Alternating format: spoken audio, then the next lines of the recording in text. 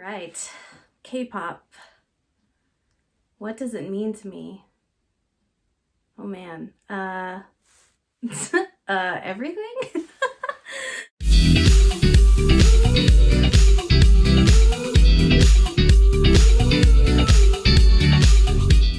Hi, my name is Kristina. I am 29 years old. I live in America on the West Coast, near California, near there. Fandoms, oh man, I'm an ARMY with BTS. So it's actually, I'm actually filming this on their 7-year debut birthday. Let's see, I've been ARMY for almost the whole time they've been around. I wouldn't necessarily say I've been an ARMY for the full 7 years, just because when I initially got into them, I saw a few videos at once. Like I saw We Are Bulletproof and No within the same few weeks because they were already out. Before BTS, I also really loved Big Bang. I loved Girls' Generation, Super Junior, VIX. I really love VIX. And just other groups. I really just listen to a lot of K-pop and Korean music in general. So in college, I was going through, as any young 20-year-old does, I'm going through like finding myself and like finding where I belong and blah, blah, blah. I was kind of at a point where in high school, I didn't really acknowledge being Asian. And it wasn't until I got to college that I really realized how incredible being Asian is. Where I'm from, there aren't very many minorities. In high school, I was basically like one of the only Asians in a classroom. There was an Asian community at my school, in my high school, but the things I was into and the person that I wasn't super into the same things that they were into. I was into emo music and like I dressed like I went to Hot Topic every weekend. Like that was my jam. Like I was like an emo scene kid in high school. And so growing up thinking like it didn't stem from one particular scenario, but I remember thinking just, I don't want to be Asian.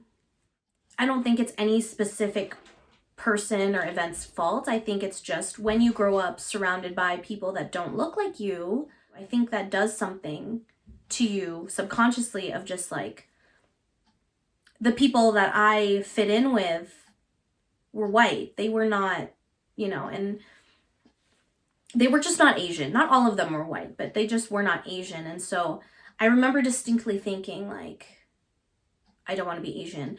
And a lot of the artists that I listened to in the emo, like rock genre, a lot of them are white. And like that was the aesthetic I was into. And those were the kind of people that I was into. And so I remember thinking like, oh, I'd be more attractive if I were like them.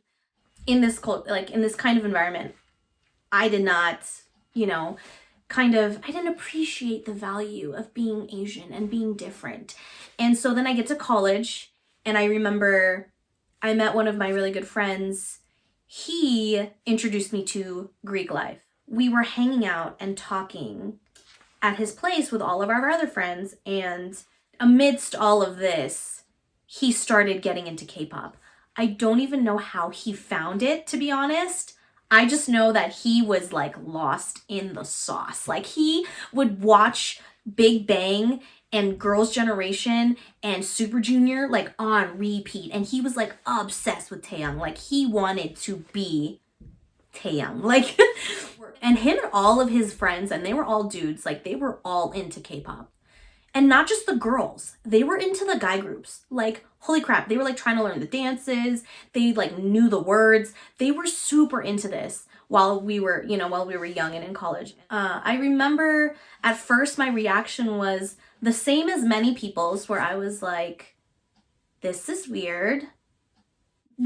Korean idols, especially men, are not the standard of like Western male attractiveness, because they are, you know, more feminine looking. Like they have more feminine style with the makeup and the hair, and it's more androgynous. But the more I listened, the more I was like, holy crap, these songs are so good. Like Tonight, Haru Haru, Somebody to Love, those are so good. And the dances, I remember, I've always liked dancing, and the dances were incredible, and me just think like my mind was blown. And so we would all just watch K-pop videos all the time. Like that's all we did, was like hang out, play video games, and watch K-pop videos. As this is happening, and as he's getting more into Greek life, I started to think maybe there are other girls like me who do not vibe with specific things, and maybe I can get them together with the help of my friends, and we can create an organization. We created Greek Life, and we made a sorority, an Asian interest but not exclusive sorority. So it was, you know, it was founded by Asian women, and it's predominantly Asian women, but even on our campus alone, we have literally every ethnicity throughout this whole process. Like K-pop and Greek life to me they were parallel journeys, if that makes sense. Like they were happening at the same time. And I distinctly remember thinking for the first time ever, like, wow, there are people that look like me on a physical screen. And I'm into their music, I'm into their dancing, they're so talented. And you watch like the behind the scenes interviews, they're funny. Like these people are funny, they're talented, they work really hard, and like they're hot. So it was the first time I saw Asian people on a screen, on media, and being like appreciated by my friends, and none of them were Asian. Or actually, like only a few of them were Asian, but everyone else was not Asian. And so it like started to click in my head that maybe Asians are attractive like to other people, you know what I mean? I know we always talk about, oh, representation is important, we need to have more representation, but until you are in that spot and you are put into that position where you realize like, oh, this is what representation feels like. I think until you find that moment, as a minority especially, I think that's when you realize how important it is for people, and especially young boys and girls and everyone under the sun growing up, young people that are growing up, to see someone that represents them.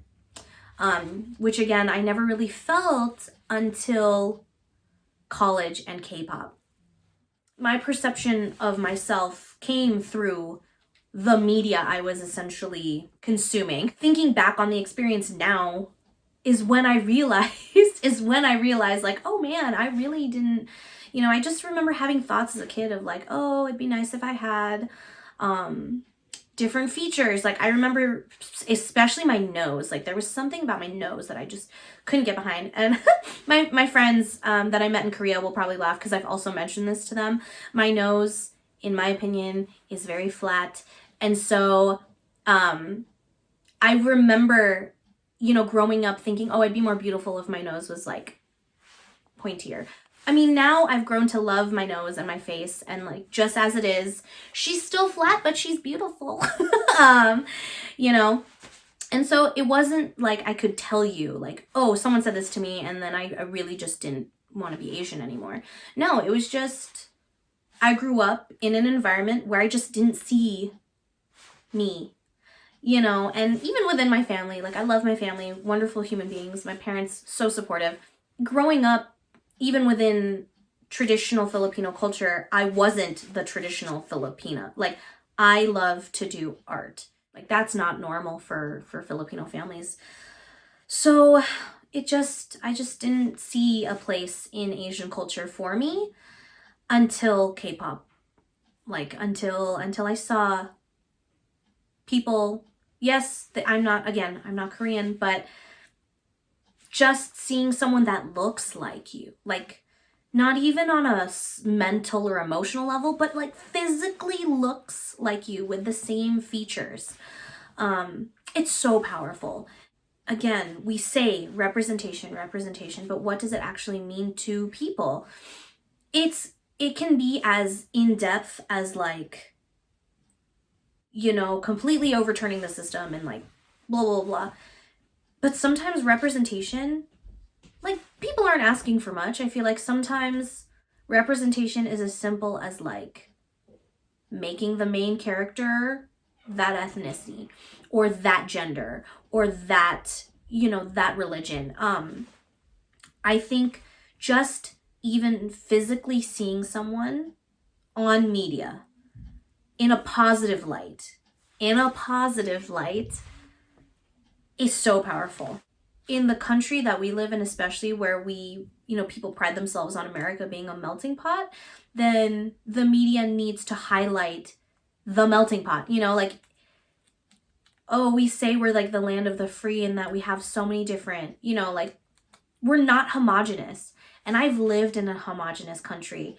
I see the benefit to having different people, different perspectives. It's just so much more enlightening, you know. And if we want to highlight those things, if we want to say that America is this great place, then we need to show it on media in a positive light. And I think K-pop brings that to the table. I think because if you look at the fandom, the K-pop fandom is massive. It is not just one group of people. It's everyone under the sun. Any ethnicity, any gender identity, any religion, people just vibe with K-pop. They vibe with the message, the idols themselves, you know. You can say this about all music. You absolutely can. Any kind of music. But I think the K-pop fandom, as we've seen recently in the news, the K-pop fandom has the potential to be powerful. Scary sometimes, but have you seen Twitter? But powerful and in a good way. You know, like donating money to things that matter and bringing light to certain issues that need to be addressed within a community. You know, I think even though everyone within the K-pop community is different, we are all connected through the same thing. And it's global. It's not just Asia. It's not just America. It's all over the world. When you go to a K-pop concert, you are all there and you're all vibing to the music and singing along. And it's just, you all cry together. You don't know these people, but like you are connected through your love of K-pop. And if that is not the strongest form of media power, I don't know what is, because the K-pop community and what K-pop has done to the world, and especially when groups like BTS and other groups have these messages of just like love and positivity and like especially self-love, I think, you know, I think we just need more of that in the world, because I think it brings to light a lot of issues. And I really do think like if people just love themselves more, then we would all just be much happier.